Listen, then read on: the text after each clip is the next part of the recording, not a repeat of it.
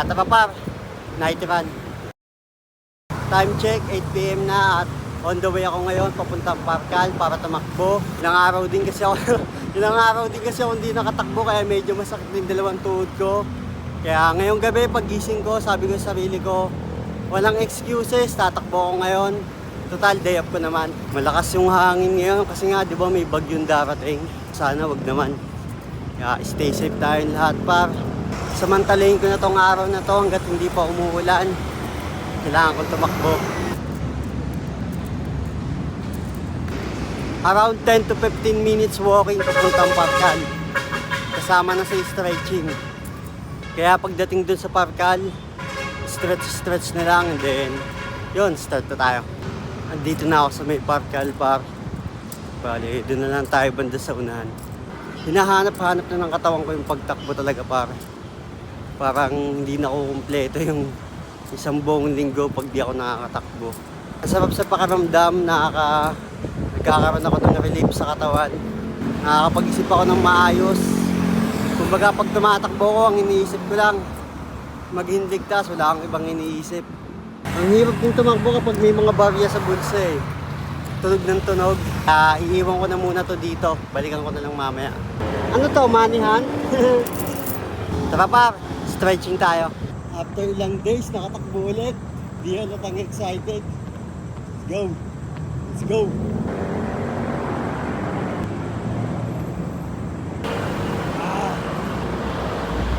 Woo!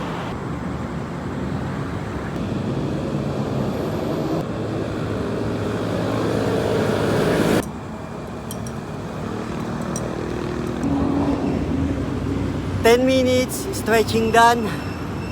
Start na tayo par. Let's go. Night run, let's go. 1 kilometer done. Dami na nagja-jogging sa unan. 2 kilometers done. Sarap tumakbo kapag madami kang kasabay. Sarap din sana makipag-usap eh. Kaso nahiya ako. 4 kilometers to go. Let's go. 3 kilometers done. Let's go. Lakas ng hangin. 4 kilometer done. Woo!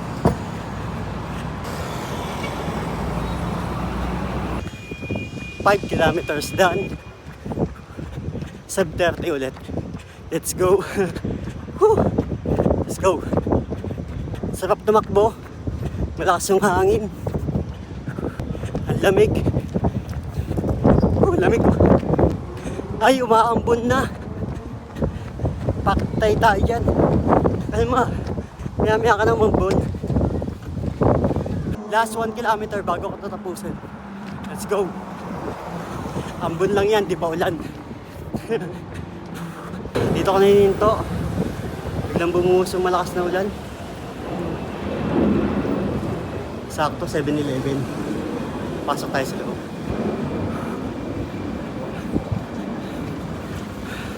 Six kilometer done. Bili tayo Pocari. May pambili na ako ngayon.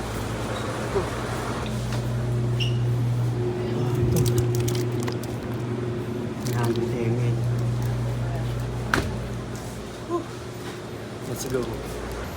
Sakto, bumuhos yung malakas na ulan. Tapos na ako. Bili namin ako ng Pocari. Finally. Pahinga muna dito. Mga ilang oras magpapatila lang ng ulan. Tapos uwi na dito.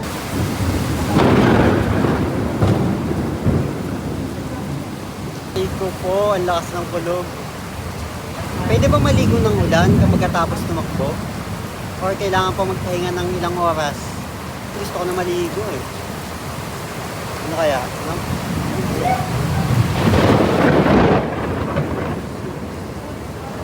Ang lakas! At dito ko natatapusin itong video na to pa. Papatila lang ako ng ulan. Tapos mamaya uuwi na rin. Pero pakaramdam ko baka anong oras na ako makauwi kasi sa lakas ng ulan. Stay safe tayong lahat pa. Lalo na ngayon may bagyo. Ingat tayong lahat.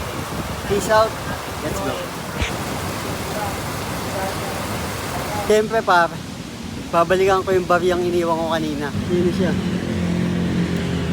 May tubig-tubig. Sayang naman, pambili din ng nilagang itlog to. Let's go.